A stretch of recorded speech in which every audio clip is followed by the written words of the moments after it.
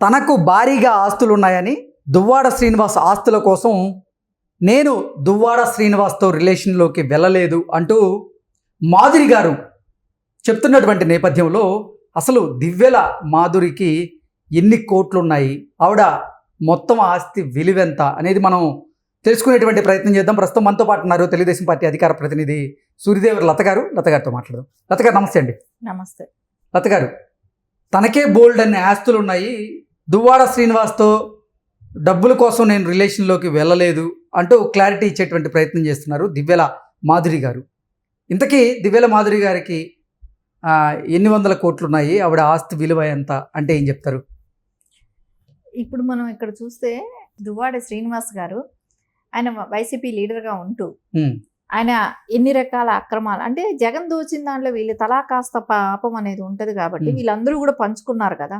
So అక్కడికి వచ్చిన నిధుల్లో కానివ్వండి, ఈయన వెనకేసుకున్న సొమ్ములే కానివ్వండి, సో ఈయన 2 సంవత్సరాలుగా కుటుంబ తగాదాలతో ఉంటూ ఆయన పక్కకు వేరే ఇల్లు తీసుకొని వేరే ఇల్లు కట్టుకొని ఆ ఇంట్లో ఆయన ఉంటూ అంటే ఆయనకి ఏంటంటే రాజకీయం బిఫోరు రాజకీయం చేసాడు ఈ టైంలోనే.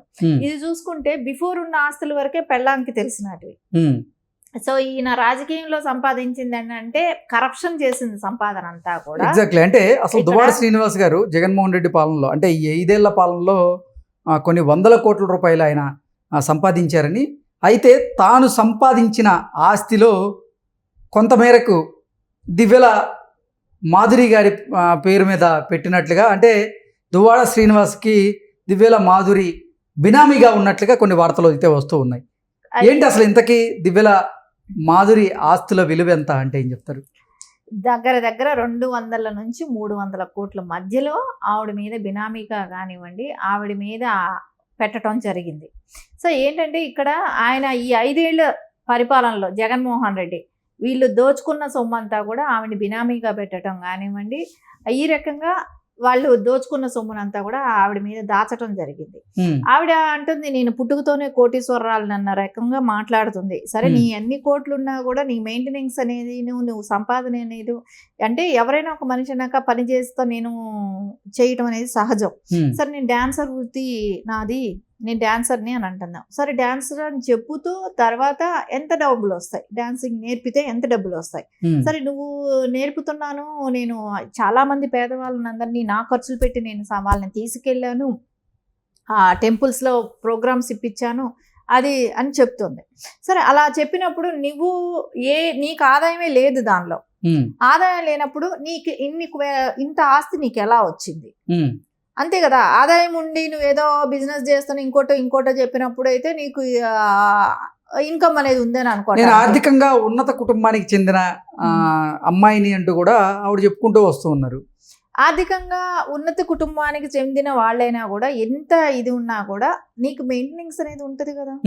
సో వాటి ఖర్చులు అనేది ఉంటాయి కదా. నేను ఇన్ని కోట్లు పెట్టుకున్నాను, అన్ని కోట్లు పెట్టుకున్నాను అంటే నేను ఇది అమ్మాను ఇది కొన్నాను అనేదైనా చెప్పాలి ఎక్కడో ఒక చోట. సో ఇక్కడ నేను 1.5 కోట్లు నేను పెట్టి ఇంటికి నేను 3 కోట్లు పెట్టాను అంటుంది. ఒకసారి 1.5 కోట్లు అంటే ఇంకోసారి 3 కోట్లు అంటుంది. సరే ఆ 3 కోట్లు పెట్టి కొన్న దానిలో నువ్వేం చేసి సంపాదించావు? ఆయనకి నువ్వు హెల్ప్ చేశానా అని అంటున్నావు. నువ్వు ఏ ఆస్తి అమ్మేసి నువ్వు ఆయనకి హెల్ప్ చేసావు? సరే నువ్వు ఏం బిజినెస్ చేసి ఆయనకి హెల్ప్ చేసావు అనేది చెప్పాల్సిన అవసరం ఉంటుంది కదా. సో ఎలా వచ్చేస్తుంది? గాలికి వచ్చేస్తుంది ఆ డబ్బు ఏమైనా 3 కోట్లు ఎలా చేసి సంపాదించామనేది కూడా చెప్పాలి.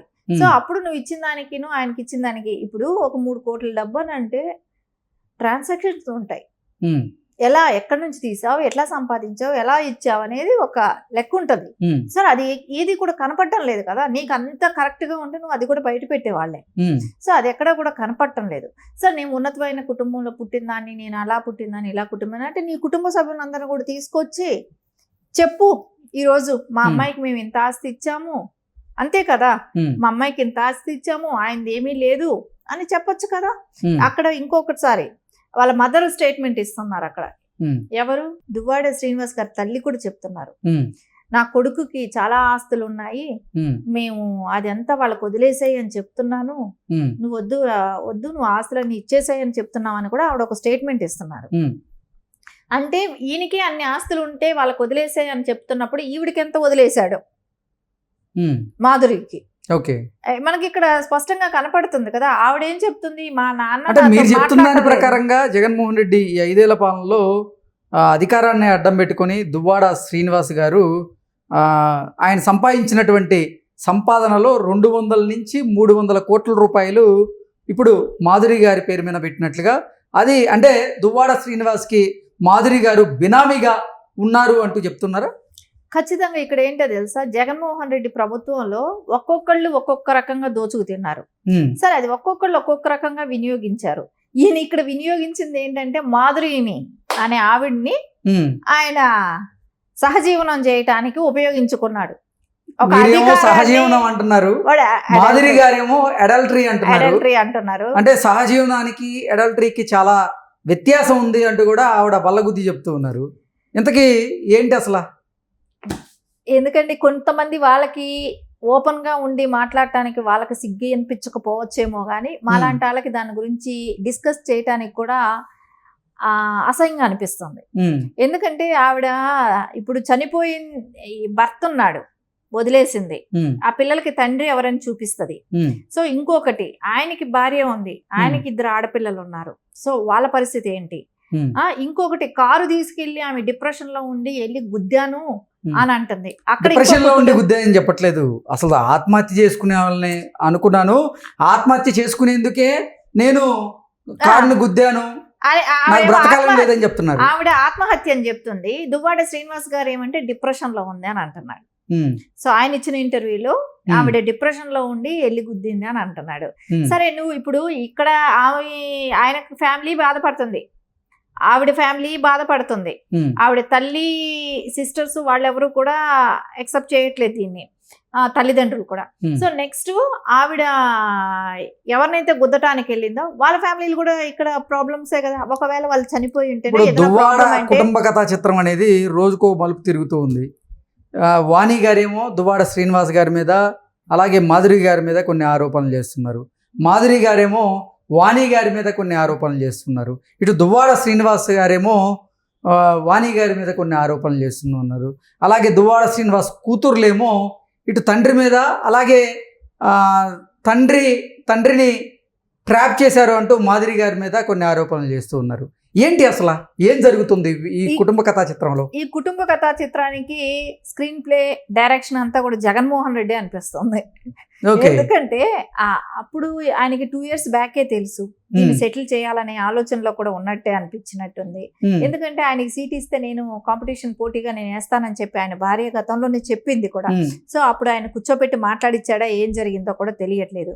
సరే, ఈ రోజు ఇలాంటి రోడ్డును బడి కుటుంబాలు అన్ని అస్తవ్యస్తంగా ఉన్నాయి, ఆ కుటుంబాలంతా.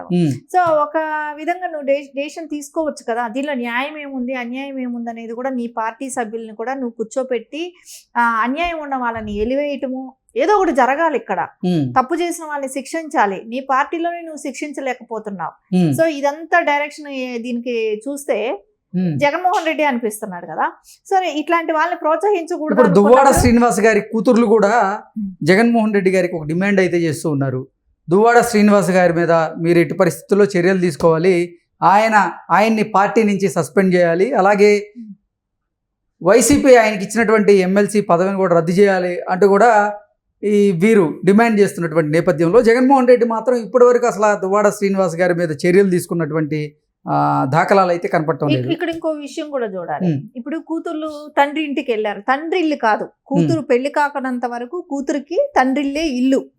సో తండ్రి ఇంటికి వెళ్ళినప్పుడు అక్కడ వాళ్ళని కొట్టడానికి రాడ్లు తీసుకోవటం అన్ని మనం విజువల్స్ చూసాం. సో అది ఎంతవరకు కరెక్ట్? సో వాళ్ళు మాట్లాడటానికే వచ్చారు, నువ్వు మాట్లాడు, లోపలికి తీసుకెళ్ళు, కూర్చోపెట్టు, మాట్లాడు, నీ డెసిషన్ ఏంటో చెప్పు. సో అంతేగాని వాళ్ళని చంపుతాను నరుగుతాను అని చెప్పి కర్రలు తీసుకొని కొట్టడం అనేది కరెక్ట్ కాదు. యాక్చువల్లీ ఆయన మీద కేసు ఫైల్ చేయాలి. సో హత్యా ప్రయత్నం చేసినట్టే కదా, అక్కడ చంపాలనే ఉద్దేశం ఉన్నట్టే కదా. వాళ్ళ అంటే అక్కడ ఎవరూ లేరు, పట్టుకోలేదంటే వాళ్ళని కొట్టేవాడే కదా. సో అట్లాంటప్పుడు ఆయన మీద కేసు పెట్టాలి. ఇంకోటి, మాధురిని ఆవిడ మీద ఎవరినైతే కారు తీసుకెళ్లి గుద్దింది, ఆవిడ చచ్చిపోవడమే ఒక ఇప్పుడు తప్పు. ఆల్రెడీ పలాస పోలీసులు ఆవిడ మీద కేసు నమోదు చేశారు దానికి సంబంధించి. ఆవిడ చచ్చిపోవడం ఒక తప్పు, ఒక నార్మల్ గానే కేసు వేస్తారు.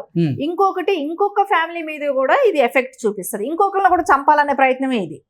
సో ఆవిడ చావటమే కాదు, ఆవిడతో పాటు ఇంకో కొన్ని కుటుంబాలను కూడా దువ్వాడ చంపాలనే శ్రీనివాస్ ప్రయత్నం. గారు మాదిరి గారికి ఇచ్చినటువంటి ఈ 200 నుంచి 300 కోట్లు కాకుండా ఇంకా మాదిరి గారి పేరు మీద ఏమి లేవంటారా? అంటే మీరు ఇందాక చెప్పారు కదా, దువ్వాడ శ్రీనివాస్ గారికి ఈ మాదిరి బినామీ, దువ్వాడ శ్రీనివాస్ గారు సంపాదించిన దాంట్లో 200 నుంచి 300 కోట్లు ఈవిడ పేరు మీద పెట్టారంటూ మీరు చెప్పినటువంటి నేపథ్యంలో ఇక ఆవిడ పేరు మీద అంటూ ఏం లేవా అసలు? దువ్వాడ శ్రీనివాస్ గారు ఇచ్చినవి కాకుండా ఇప్పుడు ఆవిడ మీద ఉన్నాయా లేవా అనే దానికన్నా కూడా ఇక్కడ నుంచి వెళ్ళిన అమౌంటే చాలా ఎక్కువ కనపడుతుంది మనకి. ఇక్కడ మ్యాజిక్ ఫిగరే ఇన్ని 100 కోట్లు కనపడుతున్నప్పుడు ఆవిడది ఫైనాన్షియల్ స్టేటస్ ఎంత అనేది మనకు తెలియట్లేదు, తెలుస్తుంది. అంత ఫైనాన్షియల్ స్టేటస్ ఉంటే ఆవిడ ఎమ్మెల్యేగా ఎప్పుడో పోటీ చేసేది. ఇన్ని 100 కోట్లు ఆవిడకు ఉంటే ఆవిడ ఏదో మహిళా లీడర్ గా అక్కడ ఉంది గాని ఆవిడకి అన్ని 100 కోట్లు గాని ఉంటే ఆవిడ అప్పుడే పోటీ చేసేది. దువ్వాడ శ్రీనివాస్ గారిని ఏ రోజో సైడ్ పెట్టేసేది.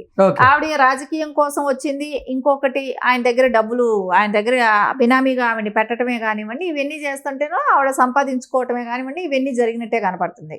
ఓకే అండి.